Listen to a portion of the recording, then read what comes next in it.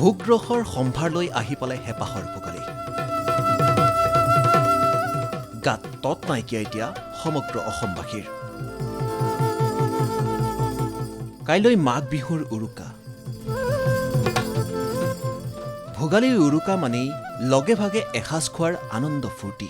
আপোনালোকে দেখিছে যে দৈ আমাৰ আহি পালেহি, তাৰপিছতে কোমল চাউল গোটেই সোপা আহি পাইছেহি, আৰু লগতে গাঁৱৰে শিপিনীসকলে আমাৰ ৰাতিপুৱাৰ পৰা প্ৰায় ব্যস্ত দেখা গৈছে, আপোনালোকে দেখিছে।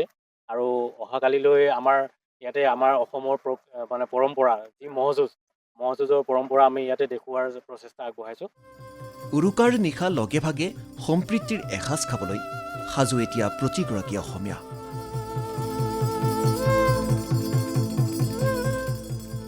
ঘৰে ঘৰে আৰম্ভ উৰুকাৰ ব্যস্ততা। আখলত পিঠা পনা বনোৱাত ব্যস্ত জীয়ৰী বোৱাৰী। শদিয়াৰ পৰা ধুবুৰীলৈ সীমাহীন ব্যস্ততা এতিয়া প্ৰতিগৰাকী অসমীয়াৰ।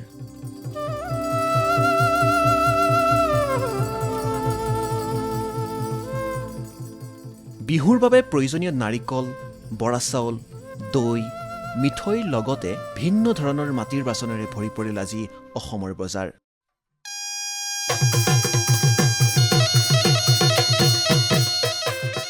উৰুকাৰ নিশাৰ যা যোগাৰৰ বাবে আজি দেখা গ'ল বজাৰে বজাৰে গ্ৰাহকৰ ভিৰ। ক্ৰয় কৰিলে নিজৰ পচন্দৰ সামগ্ৰী। চাউলৰ বহুত দাম, এই উষ্ণা চাউলটো 60 টকা কেজি, আৰু বাকী অন্যান্য বেলেগ বেলেগ দাম আছে। বৰা চাউল কিমান কৈছে? বৰা চাউল 80, 90, 100 এনেকুৱা। জহা চাউল? জহা চাউল 100। যোৰহাটলৈ নিয়া হৈছে। আমাৰ বিভিন্ন বেপাৰী আছে।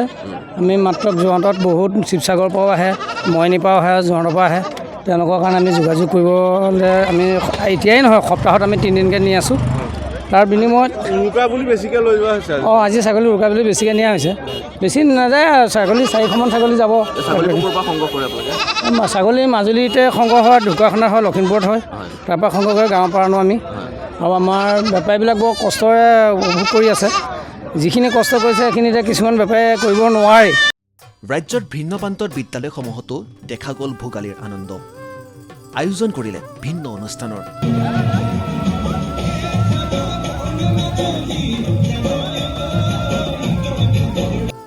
পিঠা পনাৰ পৰা মেজি জ্বলোৱালৈকে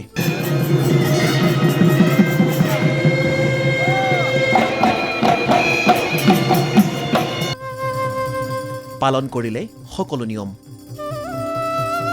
ভোগালীৰ আনন্দত মতলীয়া হৈ পৰিল ছাত্ৰ ছাত্ৰীৰ লগতে শিক্ষাগুৰু।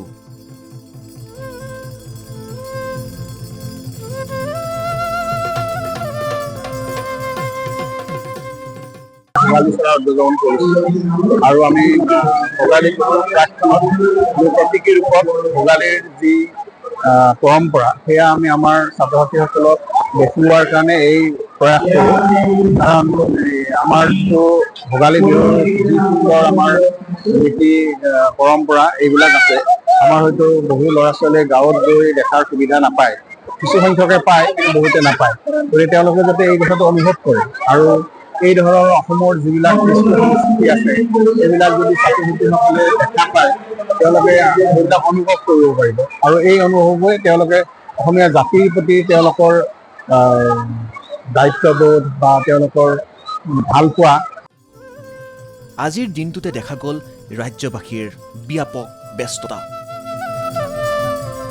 কোনোৱে যদি মাছ ধৰাত ব্যস্ত, আন কোনো আকৌ বজাৰ কৰাত।